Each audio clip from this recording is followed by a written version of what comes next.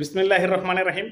সম্মানিত সৌদি প্রবাসীরা, আসসালামু আলাইকুম। আমি তুফাইল আহমেদ সৌদি আরব থেকে আবারও সৌদি আরবে বসবাসরত সৌদি প্রবাসীদের যাদের হুরুপ আছে, টার্মিনেট হুরুপ আছে, তাদের হুরুপ থেকে টার্মিনেট হুরুপ থেকে কাফাল হওয়া সংক্রান্ত আরও একটি গুরুত্বপূর্ণ ভিডিওতে। সম্মানিত সৌদি প্রবাসীরা, আপনারা ইতিমধ্যে জানেন যে ২৯শে জানুয়ারি ২০২৫ শেষ হচ্ছে হুরুপ থেকে টার্মিনেট হুরুপ থেকে কাফালা হওয়ার শেষ সময়। এবং ইতিমধ্যেই আপনারা জানেন যে ১লা ডিসেম্বর ২০২৪ থেকে সৌদি আরবের মানব সম্পদ ও সামাজিক উন্নয়ন মন্ত্রণালয় টার্মিনেট হুরুপটা কেটে কাফালা হওয়ার একটা সুযোগ দিয়েছিল। সেটি শেষ হচ্ছে ২৯শে জানুয়ারি ২০২৫। সেই সাথে শেষ হচ্ছে গত ২ বছর ৩ মাসেরও অধিক সময় ধরে চলতে থাকা হুরুপ থেকে কাফালা হওয়ার সেই নিয়মটি। আর এত বড় সুযোগ, এই সুযোগ আর কবে আসবে সেটা আমরা বলতে পারি না। কারণ এইসব সুযোগগুলো কিন্তু অনেক বছর পরই দেওয়া হয়। তো অনেকে বলতে পারেন, ভাই সুযোগটা তো ১লা ডিসেম্বর থেকে আমরা শুনে আসছি।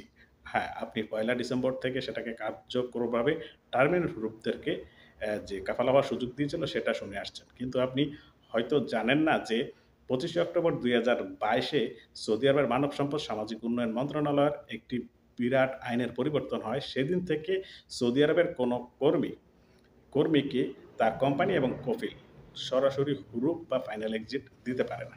তার প্রেক্ষিতে শুধুমাত্র সেদিন থেকে ২৫শে অক্টোবর ২০২২ থেকে সৌদি আরবের কোম্পানি এবং কফিল তার কর্মীকে টার্মিনেশন করতে পারে। অর্থাৎ তার সাথে যে কাজের যে চুক্তিটা আছে, অনলাইন চুক্তিটা আছে, সেটাকে সে সাসপেন্ড করতে পারে, অর্থাৎ টার্মিনেশন করতে পারে। আর যেদিন টার্মিনেশন করবে সেদিন থেকে পরবর্তী ৬০ দিন অর্থাৎ ২ মাস, এই ৬০ দিনের ভেতর এই কর্মীটা হয় অন্য কোনো কফিলের কাছে, কোম্পানির কাছে কাফালা হতে পারতে, অন্যথায় দেশে চলে যেতে হতো।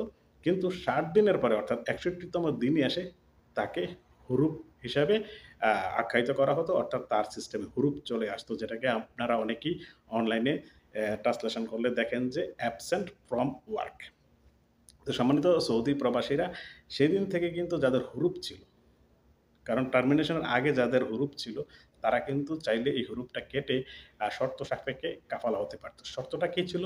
শর্তটা হচ্ছে, নতুন কফিল যখন তাকে কাফালা করার জন্য তলব দেওয়া হতো, তলব দিত, তখন মাকতুবুল আমাল থেকে একটা টার্ম অ্যান্ড কন্ডিশন অর্থাৎ শর্ত জুড়ে দিত যে তুমি এই কর্মীটাকে কাফালা করে নিতে চাচ্ছ, তার পেছনের মাকতুবুল আমাল খরচ এত, তুমি কি সেটা গ্রহণ করতে রাজি আছো? কফিল যদি রাজি থাকে তাহলে সে কাফালা করতে পারত, অর্থাৎ টার্ম অ্যান্ড কন্ডিশন অ্যাকসেপ্ট করলেই সে কাফালা করতে পারত। তো কাফালা হওয়ার পরে পরবর্তীতে যে পেছনের মাকতুবুল আমেল খরচটা, সেটা ধাপে ধাপে কফিল কমাতে পারত।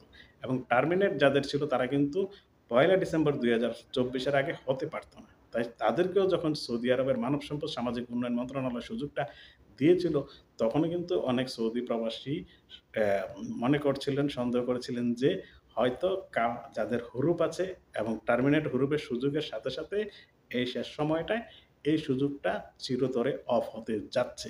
যদিও সেটা একটা দুঃসংবাদই বটে আমাদের প্রবাসীদের জন্য।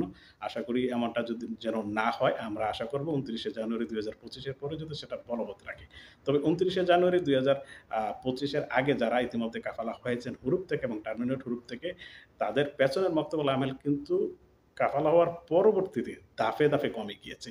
প্রমাণ দেখুন, আমি কিন্তু প্রতিটা ভিডিওতে আমি এই কথাগুলো বলে আসছি। এবং এখানে যারা ১লা ডিসেম্বর ২০২৪-এর পর থেকে কাফালা হওয়ার জন্য চেষ্টা করেছিলেন এবং বিভিন্ন তথ্য জানার জন্য আমার লাইভে এসে, ভিডিওতে এসে কমেন্ট করেছিলেন, আমি তাদের কাছে অনুরোধ করেছিলাম তথ্য দেওয়ার সাথে সাথে যে আপনারা যদি কাফালা হয়ে যান, আপনাদের অবস্থানগুলো কমেন্ট করে জানাবেন, যাতে করে অন্য আরেকজন ভাই আপনাদের থেকে অনুপ্রাণিত হতে পারে, উৎসাহিত হতে পারে এবং সে কাফালা হওয়ার জন্য আত্মবিশ্বাস পেতে পারে। তাই অনেকেই কিন্তু মন্তব্য করতেন যে তারা কাফালা হয়েছেন, কাফালা হওয়ার পর পেছনের মাকতুবুল আমেল খরচ কমে এসেছে। সেই কমেন্টগুলো আমি যখন এখানে দিচ্ছি, তার কারণ হচ্ছে যে যারা এখনো পর্যন্ত কাফালা হননি, আজ এবং কালকের ভেতর যদি আপনারা সেই সুযোগটাও কাজে লাগাতে পারেন, আশা করি পেছনের মাকতুবুল আমেল খরচ আসবে না এবং আপনারা সামনের মাকতুবুল আমেল খরচ দিয়ে বৈধ হতে পারবেন। তবে আগামীকালকের পরে অর্থাৎ ২৯শে জানুয়ারি ২০২৫-এর পরে যে সেই সুযোগ আর আসবে, সেটা এখনো নিশ্চিন্ত করে বলা যায় না। কারণ হচ্ছে, আমরা মনে করছি যে হুরুপ এবং টার্মিনেট হুরুপ থেকে কাফালা হওয়ার সিস্টেমটা মনে হয় যে ইতিমধ্যেই বন্ধ করে দিবে চিরতরে। এবং যারা অবৈধভাবে আছেন তাদেরকে ধরার জন্য ইতিমধ্যেই কিন্তু বিভিন্ন জায়গায় চেক শুরু হয়ে গিয়েছে। চেকের পরিমাণ আগের থেকে স্বাভাবিক সময়েও চেক থাকে। কিন্তু এখনকার চেকের পরিমাণটা কিন্তু অনেক বেশি। যারা সৌদি আরবে আছেন তারা অবশ্যই সেটা স্বীকার করবেন। তো সম্মানিত সৌদি প্রবাসীরা, আপনাদেরকে আমি বলেছিলাম যে প্রমাণ সহকারে তথ্য উপস্থাপন করব যে সৌদি আরবের ১লা ডিসেম্বর ২০২৪ থেকে ২৯শে জানুয়ারি ২০২৫ এর ভেতর হুরুপ থেকে টার্মিনেট হুরুপ থেকে কাফালা হলে পেছনের মাকতুবুল আমেল খরচ কমে যায়।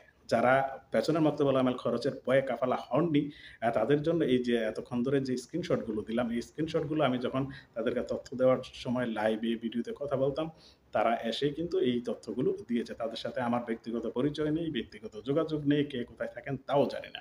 শুধুমাত্র আপনাদের তথ্য দিয়ে সহযোগিতা করার জন্যই এই কার্যক্রমগুলো, এই প্রচেষ্টাগুলো করে থাকি। তো সবাই ভালো থাকুন, সুস্থ থাকুন, নিরাপদে থাকুন। আল্লাহ হাফেজ।